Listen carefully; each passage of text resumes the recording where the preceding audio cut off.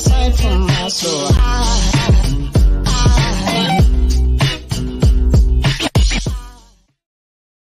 What's up? What's good? What is happening? Welcome to my live stream. I am the actual King Smith, and this is a one-on-one video with somebody who I met online, who has a business, who lives in a country that I've never met anybody that has lived from there outside of one person who went to college, but they were from that country. All right. This is an unscheduled live stream. And as I look at the stream, the quality's good. Oh, snap. I don't have my sound effects set up. Damn it. All right. Well, without further ado, let me get the marketing stuff out the way before I bring my guy up. We are streaming on YouTube, Facebook, Twitter, and oh, no, my bad, not Twitter. X or whatever it's called now, and Twitch. If there's a like button on the platform that you are watching this on, hit that like button. Without further ado, I'm going to bring my man, Flight Madness, aka Danny, the founder of Luxology Lifestyle, up to the stream. Danny, what's good, my man? Hey man, good evening where you are, right? Yep. It is evening where I am. I kind of gave it away a little bit in the title, but before we get into that, man, give the people a little bit about who you are that I might have missed, and you and I are gonna jump right into this. Okay, man. So basically, my name's Danny. I've been living overseas in Asia since about 2014. My first country, I come from a military family, so I spent about 4 or 5 years as a kid living overseas, and from there I just came back to America. And my mom always told me like, "Hey, you should go overseas. You should go travel." So when I got the opportunity after I graduated, I left America, and I've been gone for I'll hit the 10-year mark next year. So yeah. All right. Hey, whoa, time out. So you said that your mom was in the military. I'm an Air Force veteran myself. What branch of service did she serve in? Well, my mom was Army. She did Army for 20 years. Let me see. I got a picture here. Like, it's my mom, military. This photo was taken in South Korea. She spent 5 years in South Korea. So basically, yeah. So she always told me like, "Hey, you should go to South," because she loved South Korea so much. So growing up, we always had so much Korean like artifacts around the house, and she just told me like, "Hey, you got to travel there. You should go there." Hey, that's dope, man. Hey, first of all, before we get into it, let me give a salute to your mom as well for serving over 20 years in the military. That is not an easy feat by no stretch. And to be, overseas as well, that's awesome, man. I've been to South Korea myself. I was in the Air Force, like I said. I was an enlisted aviator, and I spent some time at Osan Air Base and Kunsan Air Base. I don't know where they're at in South Korea. I just know that they're there. And man, let me tell you that soju, if you drink too much of it, that soju will mess you up. That joint is silent and strong. Let me tell you. Have you ever had soju before? Oh yeah, a lot, man. Even here in I'm in China now. I just gave away the secret, but yeah, even in China they still sell it, man. It's great. It's good, man. It's fun. You mix it up. It's a good time. Yes, sir. Hey, so brother, I have to sit back in my chair a bit, because your mother, who was in the military, who traveled a lot, she was the one that encouraged you to travel. And as you said, too, after the age of 18, you've been outside of the US. How the hell did you manage to end up in China of all places? Talk about that a bit. Yeah, great question. I had the experience as a kid of living overseas. So I think when I left as an adult, I wasn't as afraid because, I think the fact that I came from Arkansas. So, I'm wearing I got my University of Arkansas t-shirt on. And Arkansas is just like a kind of a quiet place, man. It's not a lot happens there. So I didn't want to kind of live that lifestyle of 1 hour go to work in traffic, sit for 8 hours in front of a computer, 1 hour traffic, go back. I had an internship one summer that was like that, and it was terrible. Like I couldn't survive 2 months working that kind of job. So I just kind of gave up on that kind of idea that I'd be like a good employee. And I just knew I had to do something untraditional. So like, when I was in university, there's just lots of international students, like lots of people from other countries go to my university, and a lot of Korean people. And I just had the opportunity, like, hey, you can go overseas, teach English, and that's an easy way to get overseas. And I jumped on that opportunity. So I left America at the age of 22. And yeah, man, it's been 9 years, and I don't plan on going back anytime soon. He said, I don't plan on going back anytime soon. Hey, man, let me tell you, you ain't missing much, man. I live in the States right now, but if I had the opportunity to live overseas, I would definitely take it. Right now, personally, right? So I was married for 14 years, and I have a daughter who just turned 16. She's downstairs right now. So with me wanting to be here for her, at least for her formative years, man, I'm trying to do what I can as her father to raise her to not be what I'm looking out there with these like modern American women. And I'm crossing my fingers, man, and hoping to get feedback that I'm doing a good job from people. And I think folks can say that, but it's not just me, it's her mom as well. Her mom doesn't have a negative influence on her, like to where I'd have to try to deprogram her the best that I can. But man, let me tell you, having lived in Asia for 3 years, I was in Okinawa from June of 2006 to June of 2009.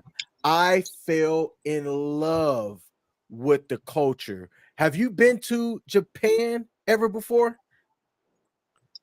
Man, there's a lot of traveling that I meant to do these past few years. Cause like I arrived in China in like 2016, and then a Okay. few years later, cause China's big. Okay, I was in South Korea, and then I came to China, and then China's so big that I felt like I needed to explore China before I go to other countries. But then like the situation with the big C, it hit, and it slowed everything down for like 3 years, right? So basically, me and my girl, I have a Chinese girlfriend. She's a local girl from Chengdu. We've been together like over 2.5 years now. And basically, her and she studied Japanese in school. She's a Japanese major, and she works at a Japanese company. So we're planning on visiting Japan later this year. So I'm gonna check that one off the list, and maybe possibly next month, I think, or That's October. That's dope, man. That's dope. Like I said, I spent some time on Okinawa, but I did hit up mainland Japan as well. And like I said, during those 3 years that I was there, I absolutely loved it. I thought that the food was fantastic, the culture was great, and there's a narrative that's out there for people that aren't well traveled that as a person of color, when you get overseas, you may not be treated well. But I found that if you give the host nation or country that you're visiting as a tourist or whatever, if you give respect, you get respect. Now, did I Mm. encourage some places where they would come out and say no gaijin? Absolutely, right? Which loosely translated, and I might butcher this up, it means no foreigners. Okay. I did experience places where they're like no gaijin and they point to a sign that means, hey, not welcome here. All right, that's cool. If you don't want me to patronize your place, I'm not going to patronize your place. But like 99% of my travel experience was nothing but positive. So I can assume that since you made a choice to live outside of the United States for the max extent that you can, that you have a pretty positive experience as well. Have you had any negative experiences as a man of color living over in Asia? Yeah. So here's what guys got to understand. Like people watching this. Um. So if you're a man, it's basically deals with kind of male competition. Okay, like you're a foreign man going over to their country. The people who own the bars and clubs, they might not want foreign male competition or something. It all deals with that kind of thing. It's not like racism could deal something with it, but the fact is, like, if you're like a beautiful foreign woman, they would let you into the club, probably. But because, like, you're a man, and maybe unless you're spending a lot of money, they just don't want to deal with like another foreigner there. Like, they don't want to deal with like someone who doesn't know the language or culture. In Asia, that's a thing, but it's not. I haven't really experienced it too much because in China, pretty much, as long as you got money, you can get into a lot of places. You're not gonna get rejected from any places. As long as you like are respectful and all that, you're not really gonna have too many negative experiences. And honestly, I don't really have a lot of negative experiences with racism because the way in Asia, it's not necessarily that they dislike people of like darker skin or something. It's just in a lot of these countries, they are afraid of outsiders. Like, if you're an outsider, so a lot of these countries, they don't have the culture that we have in America, like everybody mixing together. So in a lot of these countries, it's just like one race of people. So when you come, it's like you're like an outsider, and people are always kind of afraid of outsiders. So yeah, that's the thing. But really, it's not a big thing. It's not enough to like, oh, like for me, I come from the South. I'm from Arkansas. So maybe my tolerance for racism is a lot higher than other people. But I don't get offended. I understand it. Oh, okay. One thing you got to understand for Asian people, they dislike, okay, like Korean, Japanese, Thai, Chinese. They hate each other way more than they hate like other groups of people. Like, like we see stories about bad stuff that happens to Africans in China, but really, that same stuff happens to Japanese people as well. Like, the Chinese and Japanese, they have like a really bad history. So, yeah, man, that's something people got to take into account. It's not just one sided, like, oh, you're dark skinned. Like, no, they hate each other. Like, these countries, they got beef with each other. Like, China and Japan, they still got beef with each other, and they're both Asian. So, yeah. It's interesting that you said too, being that you are from Arkansas. I'm from Alabama, Roll Tide, and I have the same idea of it as you. Like, where I grew up, did I experience it? Yes. How did it shape my views? Like, it didn't make me negative or harden me or anything. It just made me aware of certain areas. Like, for example, my junior year playing high school football, we were traveling to a place that didn't have a lot of people of color, and our high school coach told the kids that were of color playing on the team to sit towards the front of the bus, closer to the adults and away from the windows, so that he could like protect us, because where we were going to hear certain words. We did hear them, and it came from people that just they have a lot of hate, man, in their heart. So I experienced that kind of stuff, but getting outside of Alabama, right, and traveling to various other parts in the US and the world, I think that it shapes how I view that kind of stuff a whole lot different. I don't let a lot affect me, and I believe you're probably the same way as well, because you have a wider view of just how bad humans are altogether. So if people like you, they'll rock with you. If people don't like you, they won't. And it is what it is, right? Yeah, man. I never, maybe I haven't gone outside enough. I haven't been in America enough. Like, I know like racism is a big thing. Like, it's something like a lot of Black people are usually concerned with. I have my own personal views on that. Like, is racism really like the biggest issue in the Black community? Do I think that? No, but but in terms of travel, is like it seems to be at the top of the list. Like, am I going to be accepted as like a Black person? Like, and it's something to think about. A lot of men who are watching this, they might want to go to a country where women are going to love them for being Black. And I understand that. I understand, like, you want to go to a place where you're going to be appreciated just for, like, who you are. But I'm not really too concerned about it. I think women are going to be open to you pretty much wherever you go. It's usually the men you got to worry about. 'Cause I saw a video yesterday of Andrew Tate. She was talking about how in like Bulgaria or something, him and his brother were walking with like some local girls, and like a group of 10 guys just came and like talked to the girls like, hey, you got to get out of here. Like, why are you hanging out with these foreigners? That's what you guys got to worry about, really. Like, it's not the women who are like the ones with the hatred in their heart, really. Like, you're not like, it's usually the guys who are just like, they're jealous and it's like competition. That's what you got to worry about, man. Like, those are the people who want to fight you. But beautiful women, if she's not interested in you, she's just not going to talk to you. But yeah. All right. So, did you choose teaching overseas as your way to get out and get to another country? And how did you find out about that? Good question. Back then I was just doing research about like how to I came across this one website, and it was like career advice for men who want to like go overseas. And the main method that it recommended was teaching English.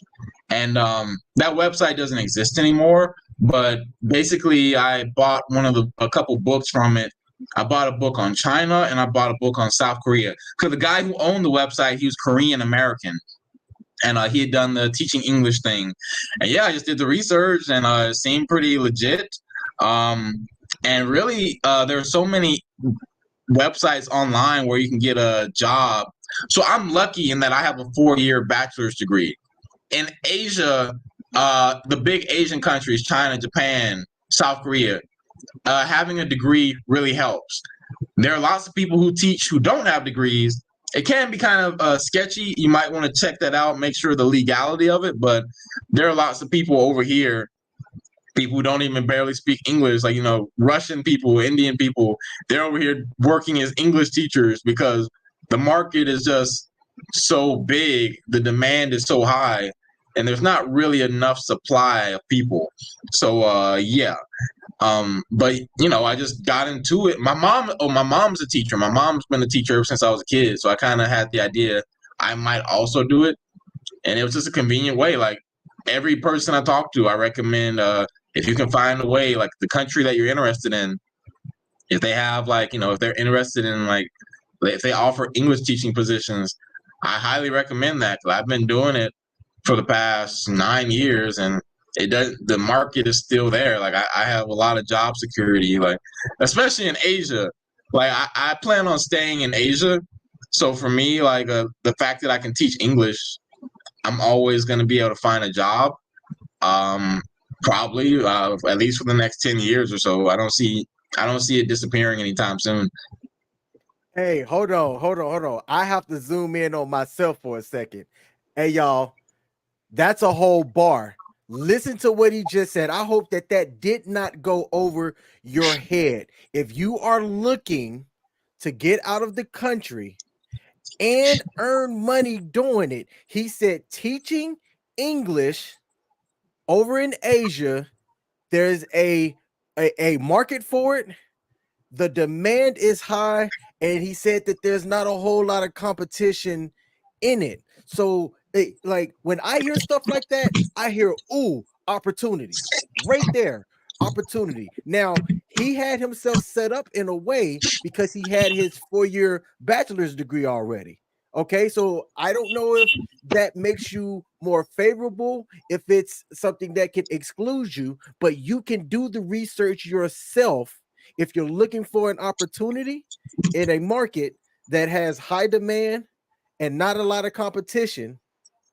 Check that out. That's a whole bar, man. I'm so glad that you said that way. I have a business degree. I have a master's in business. I sometimes forget that I have an MBA, but I'm always thinking business strategy, business opportunities, and things like that. And that's what I think hurts people, is that they could hear stuff like that and they don't see the opportunity that can present itself because they're not aware of that type of stuff. So that's dope. Now, do you teach all ages? Are you primarily younger, older?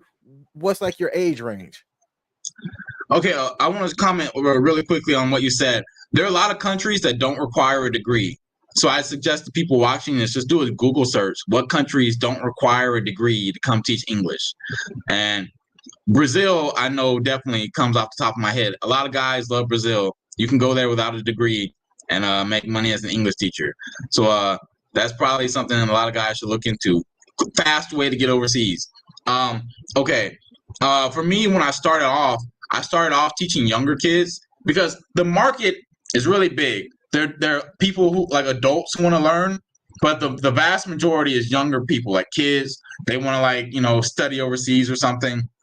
So it's really easy, and most of the money is in teaching kids. Now, for me, I don't really like dealing with kids if they're too young because you got to work hard to keep their attention. So now, ever since I came to China, I mainly teach adults, like university and age 18 and higher, because it's just like kind of easier. It doesn't pay as much. If I taught kids, like the market is like you can like stack up the money really high, but for me, I kind of it's more stressful having to keep kids entertained. But the money's there basically if you're down for that. Okay, now, not to count your pockets. I'm not counting pockets. I'm not asking you to divulge how much you make. What I would like to know is, let's say if it was more than just you. Let's say if you had a significant other and one or two kids. Is the salary enough to support like a family that wanted to take advantage of that? Yeah. I mean, the cost of living in okay, for China specifically in my city, the cost of living isn't that high. You could support a family and kids on like easily $1,500 a month. And that's like, you're gonna be eating at restaurants like a lot of times too. Like, you can live a really high quality life here for not a lot of money. Yeah. And plus, there's so many jobs. I don't.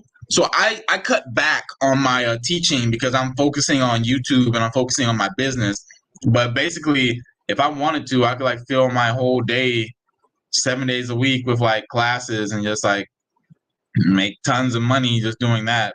There's a lot of opportunity for that, especially before like the big C situation back in 2020. Like before that time, the market has definitely changed now, but it's still a lot of jobs and it's picking back up. But before it was like they're just throwing teaching jobs at everybody. Like everybody could get like a job, getting like pretty good money teaching English, especially people who don't even speak English. Like that's just a lot of people here are like second English is their second language, but they're working as an English teacher, making pretty good money. So Man, I'm telling y'all, I hear nothing but opportunity when he says something like that. Like I love my job. My current job pays me fantastic, right? But man, I have that wanderlust. A majority of my traveling was spent when I was active duty military. I was in aviation. That's where I got out and experienced the world, and I'm thankful for it. I have not personally done a lot of traveling outside of the military. Part of it is because of the budget and the finances, like and how I manage things then. But what I'm doing now is I'm working towards that now, so that in my 40s, I'll be 39 2 days from now. I'll be 39 Friday, August the 4th. What I want to do is come my 40s, bro, I'm out the country 3-4 times a year, easy. And because part of traveling outside of having just the ability to travel is you got to have funds to do it, man. There's a lot of people, if you get into certain communities, like for example the Passport Bros community, I raise my hand and say I am a passport bro.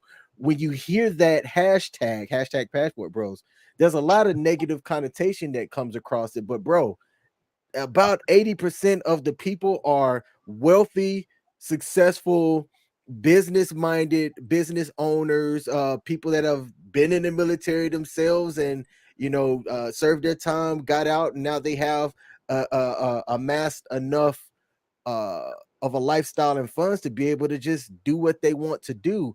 And that's what I'm trying to get to. Now you're doing this, I'm assuming, I'm looking at you, man, you kind of have a bit of a baby face. Are you under 30? I'm 31. 31. Hey, so what people don't know, if there are people that follow my channel, you've put out, so you've talked about it, you create content on YouTube. You are like a in shape dude, but that wasn't always the case for you. Talk to me about how you decided to change your image, your body or whatnot, and what was the driving factor for doing it? Yeah, so I grew up like it's just me and my mom, single mother, so like she kind of spoiled me, and like I just ate a lot. Like I just like eating. Like in America, like especially in the South, we eat for fun. It's just like a fun activity. And you grow up doing that. So I was a fat kid, but I'm lucky because around the age of 9, my mom started taking me with her to the gym, like the fitness center. So I just started working out from a young age, and I'm 31 now, so I've been working out at least like 21, 22 years or something like that. And I just eventually like built the habit. One really great thing for the people interested in living overseas is that the food is a lot healthier. I never realized how unhealthy my diet was in America compared to like what I have now. Like, back then in America, it was like all processed food, all garbage. Like those lean cuisine microwavables. Yeah. When I was a kid, those were my favorite. Like I would eat like 3 of those a day, and like chocolate milk every day. Like it's crazy. My diet, barely any vegetables besides corn I would eat, and I was just out of shape. Even though I worked out like almost every day, I worked out almost every day in America, but I was still overweight. So that's when I realized like my diet needs to change. And coming overseas, I just had opportunity to like try different types of lifestyle that worked for me in terms of like diet. And I found something that worked for me, like high protein, low sugar, and yeah, man, it seems to be working out pretty good. Sometimes I slack. I do love sweets. Like growing up, like it's, you love sweets and stuff, but like it's hard. It's a hard addiction to kick. But I try to just do my hour in the gym every day if I can, and yeah, that's how it is. That's dope, man. All right, so you're overseas. You took this job teaching English. You said that you're in Chengdu. Is that how you pronounce it? Yeah, Chengdu. Okay, so Chengdu, is that is it city? Is it town vibes? Like, how would you compare it to, let's say, Fayetteville, Arkansas? Wow. Okay, Fayetteville had a population of like less than 80,000 or something when I went there. It was like kind of boring. Like, I stayed in Fayetteville on my campus like during the summer vacation sometimes, and basically the town would be empty, like no people there. So that was kind of like that experience. I don't experience that in China. Like this big city, Chengdu is a big city. So basically, almost any time of night when you go on the street, there's gonna be people out there on the street, and that's like different from where I grew up in. I just really like it, and it's just like everything's convenient. The city's like kind of flat, so you can like ride bicycle really easy. Me and my girl like to walk around a lot, ride bikes. Just a good experience, and I love the city. I'm really comfortable here. I'm too comfortable maybe, but uh, I don't plan on leaving anytime soon. Like it's just like a really comfortable life I got. That's dope. Now, did you choose to learn the language before you got there, or are you even trying to learn Chinese? Like, how's that going for you? Okay, so when I was in South Korea, I knew that I was gonna leave South Korea because South Korea just really didn't fit me. It was like kind of small and it was okay, but I just knew I should have. It wasn't gonna fit me. I knew I was gonna go to China. So I went to. I started studying a little bit of Chinese, but when I got to China, I was basically still couldn't speak anything. But then, like over the years, I just studied and studied, and I became fluent. Like I became fluent enough. Like I had a girlfriend who didn't even speak English, and her and I were together for like almost 2 years. And my Chinese isn't good anymore right now because my girlfriend that I'm with now, she speaks English, and basically her and I we just speak fully English. So I haven't really had like a real conversation in Chinese for like almost three years. So I spent all that time. It almost feels like a waste, but not really. 'Cause I still live in China, so and in my city, not many people speak English. So that's another reason I had to learn Chinese. But yeah, y'all, learning language is a big commitment. So I would suggest maybe traveling to a country first before you decide to learn the language, and then decide what you're going to use the language for. For me, I thought I wanted to do business in China, so I spent a lot more time learning special Chinese phrases. But really, I ended up not doing that, so I probably, didn't need to study as hard as I did. But I had a good time. It was fun for me. So my daughter has spent the last year and a quarter learning Mandarin. Is Mandarin a Chinese language? Yeah, Mandarin is Chinese. That's like the main Chinese. So basically, in China, China's big. So like each part of China, they have different dialects. So everybody speaks Mandarin. But like for example, in my city, people speak Sichuan Hua. So it's kind of like similar to Mandarin, but it's like kind of like an accent. You know, like how in the South we got like Southern accent. It's kind of like that, but maybe a little bit stronger in China. But yeah, learning Mandarin, that's good. I just recommend it. Like learning, because basically the government here, they're kind of trying to get rid of the dialects a little bit. They want everybody speaking Mandarin because it's hard to like, if everyone in the country is speaking all these different dialects, it's hard to like, for the government to get stuff done. So it's easier if everyone just speaks Mandarin. So for China, and also, okay, Chinese is like a special situation, like Chinese and Spanish, because there's tons of Spanish people, there's tons of Chinese people. Pretty much everywhere you go in the world, you can meet Chinese people. There's gonna be like some community of Chinese people somewhere. So yeah, Chinese is maybe one of the only languages that I would suggest like people can learn, even if you haven't been there yet, because you're always gonna find people that you can practice it with, because Chinese people are everywhere. Hey, Daddy, I have to laugh because you said something, and in my head, I was like, hold on, bookmark that and run that question back. You had an ex-girlfriend that you dated for 2 years that didn't speak a lick of English? Did I hear that right? Yeah, okay. She didn't want to speak English with me. Like she understood like pretty much every university educated person in China, they understand at least basic English. Basic. Gotcha. Now, can they speak it? No. It's like how you like, like a lot of people like she knew some words, but she never spoke to me in English, and she spoke to me in Sichuan Hua sometimes. So basically, in order for me to make that relationship work, I had to spend a lot of time like on my Chinese and practicing with her.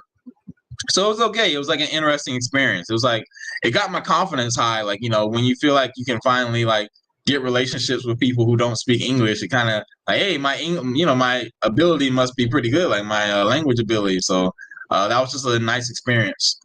Okay, yeah, okay, that's dope, and I completely understand that. Like for me, I understand a little bit of Spanish. Like I don't ask me to sit and have a conversation with you, but as I'm hearing people talking, I can understand what's being said, but I'm not comfortable speaking it back because I don't understand how to form certain things, the feminine and the masculine. I will mix all that shit up. So I don't try, but I do want to understand it and speak it fluently because I like there's a lot of opportunities and things that I feel as though I've missed just by not having that Spanish as a second language here. So I totally get what you're saying about that. Now, you are with somebody. I've seen your girlfriend on your YouTube channel.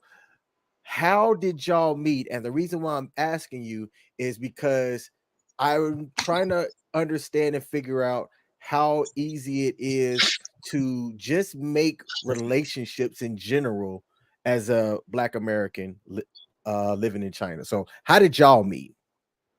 Okay, good question.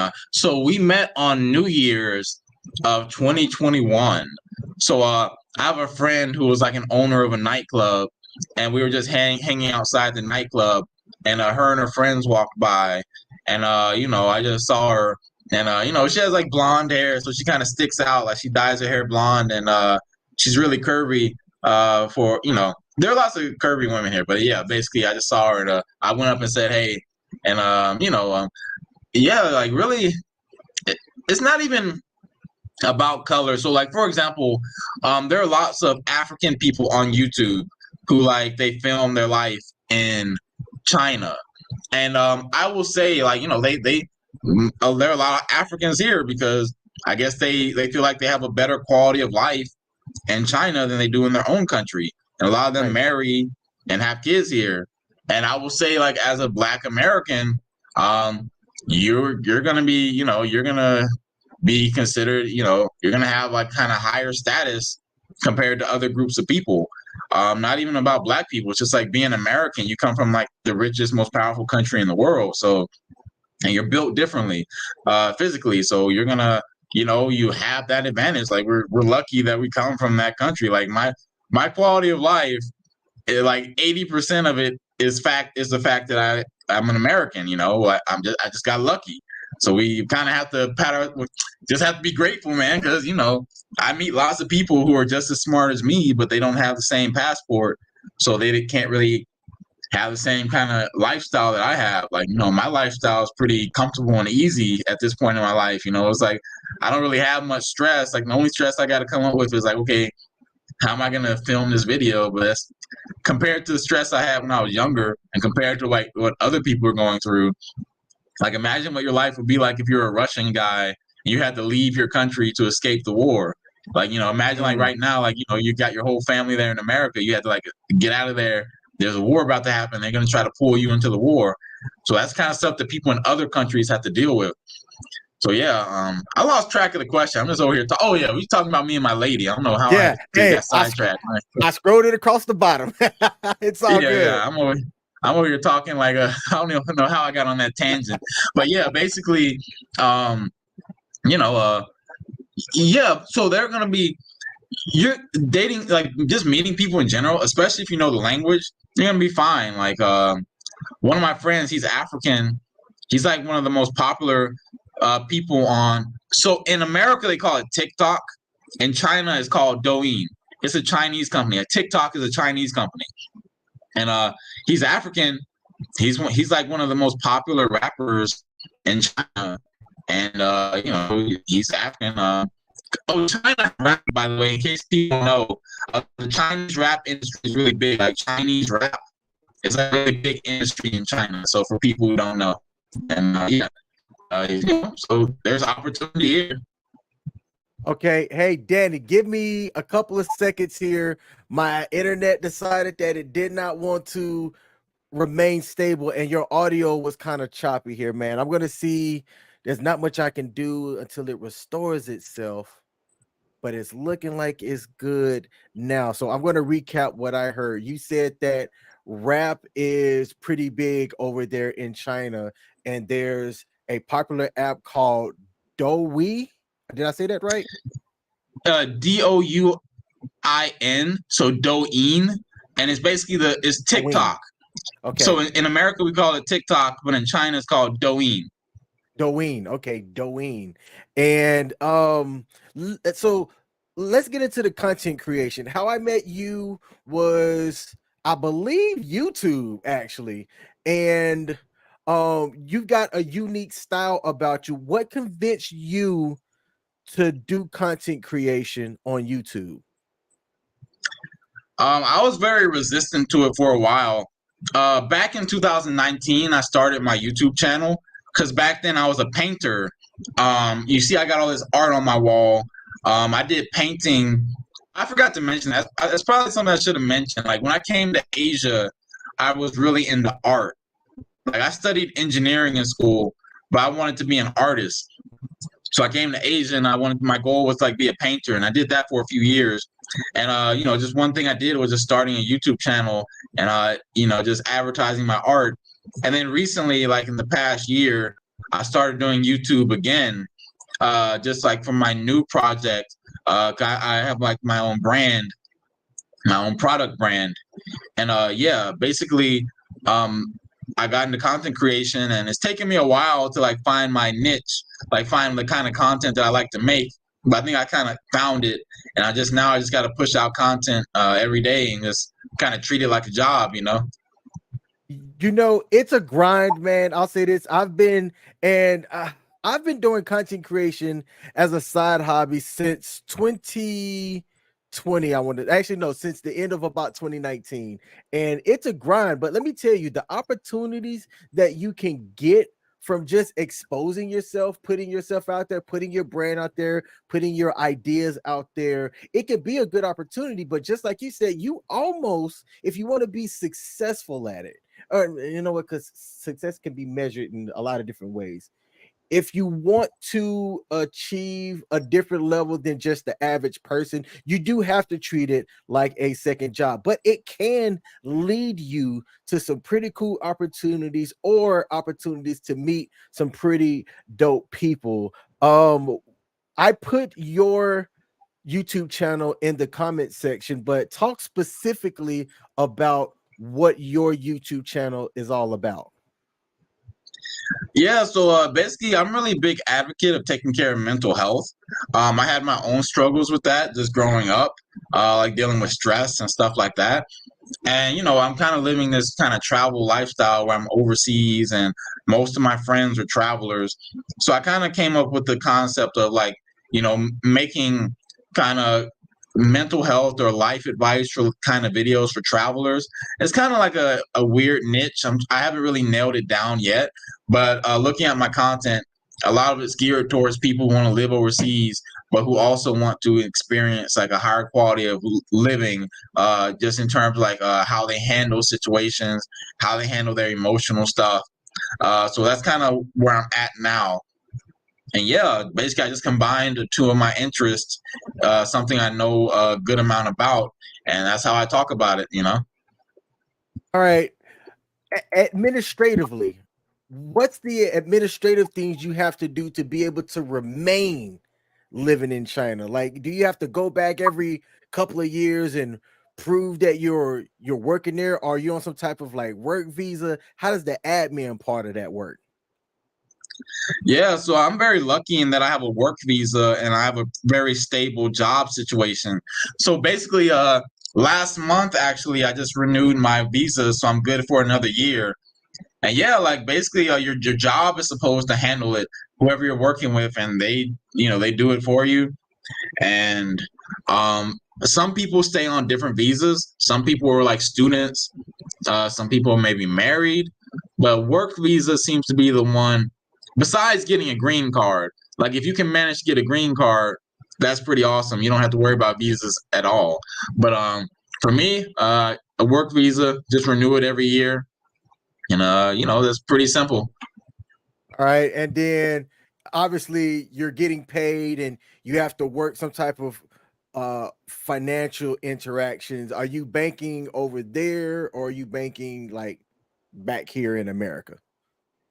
So my Chinese jobs, they pay me in Chinese money, and then I just transfer it to my bank account in America. I lose some money from transferring, but basically I've been doing that for years.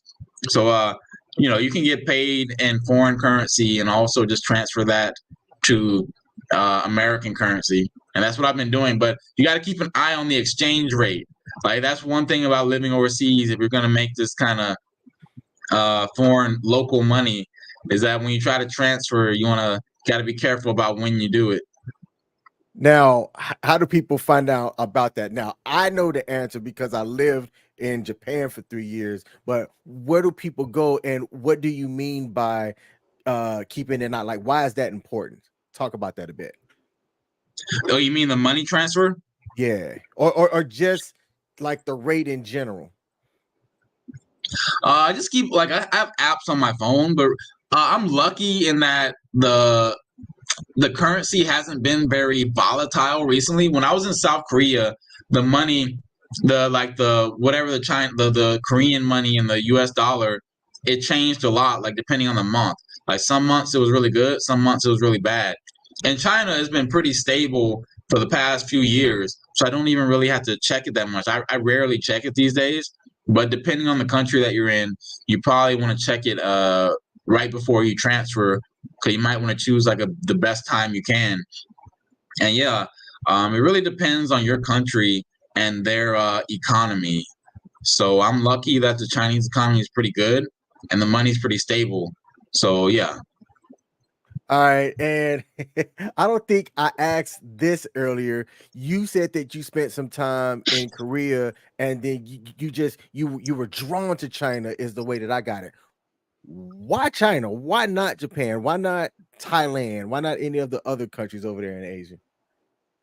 I'm not sure. Like the reason I got a job in China was because I had a classmate who was working here, and he just told me like, "Hey, man, like I can get you a job as a university teacher, and it'll be like et cetera, et cetera." He said like it'll just be a better life.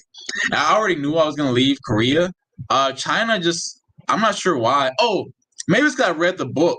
Like I told, there was this guy I told you like he has a book about teaching English, and I read his book about China, and it just seemed like um, out of the big three Asian countries like China, Japan, South Korea, um, China and Korea are the countries that you can just go to and like get a job, just apply to the employer like a school and get a job. For for Japan, it seemed like most people went through like a program to teach English in Japan because it's more structured over there. So I just saw it was easier, and China's big, like China's just a really big place. Okay. Let's see. We have, man, this hour has flown by.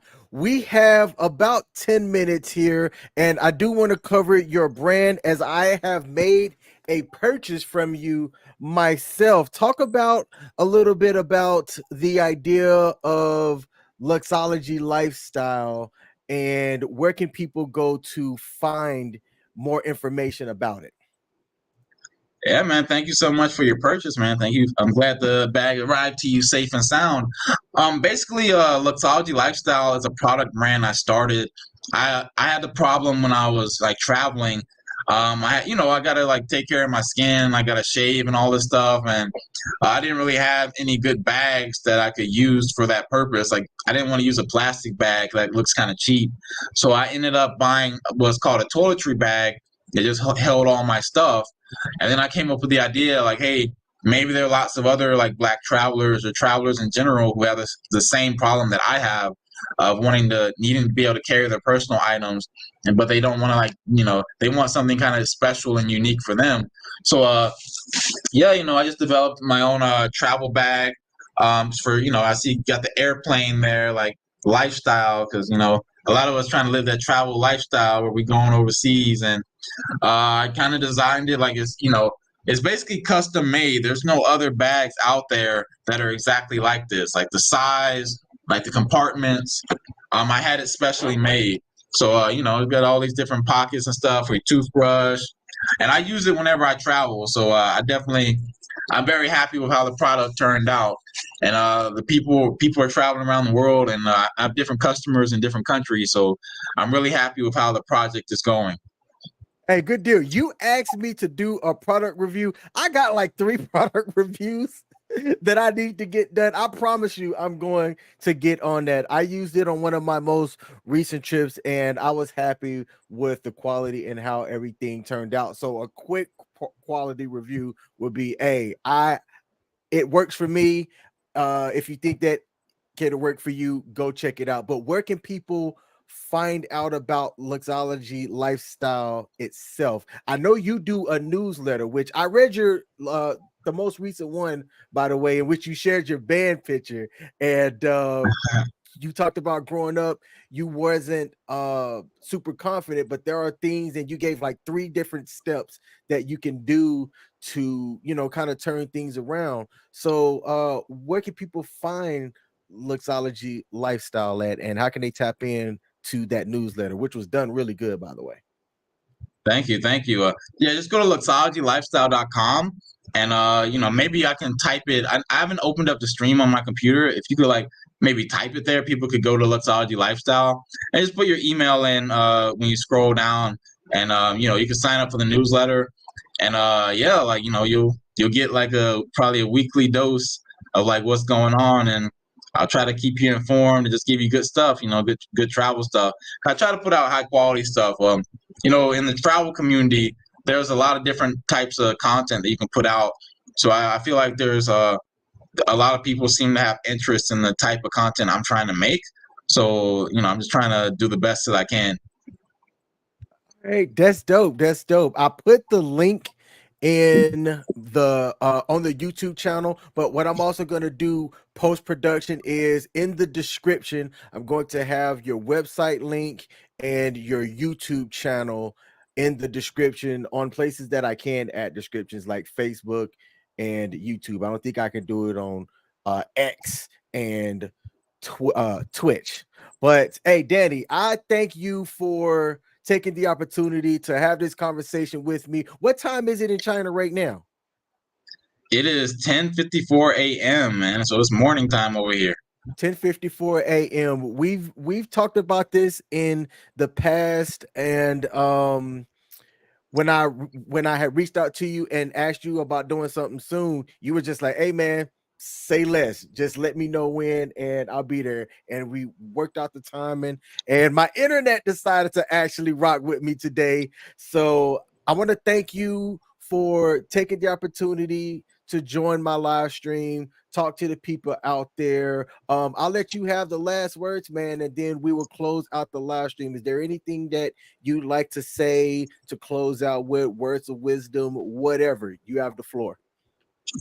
Well, I'm not sure who the audience is so much, but I'll say like, hey, traveling, it opens up, it's made my life so much better. If I had stayed in the place I was in before, I can definitely say I probably wouldn't be as happy as I am now. So I definitely recommend for anyone out there, get your passport, travel, experience the world, and you're gonna see like your mind just kind of expands. Like the type of person I was before I traveled with and the person I am now is just very different. Could put you in a different environment. So I suggest everyone like take advantage of that, take advantage of airplanes, and try to make it work. Try to build a lifestyle that gives you what you want. Because when you travel the world, you can see like there's different types of ways you can live. There's not just one way to live life. All right. There's not just one way to live life. Travel and expand your mind. Danny, thanks for joining, my man. I'm going to kick you off for a second, but don't leave. Don't leave.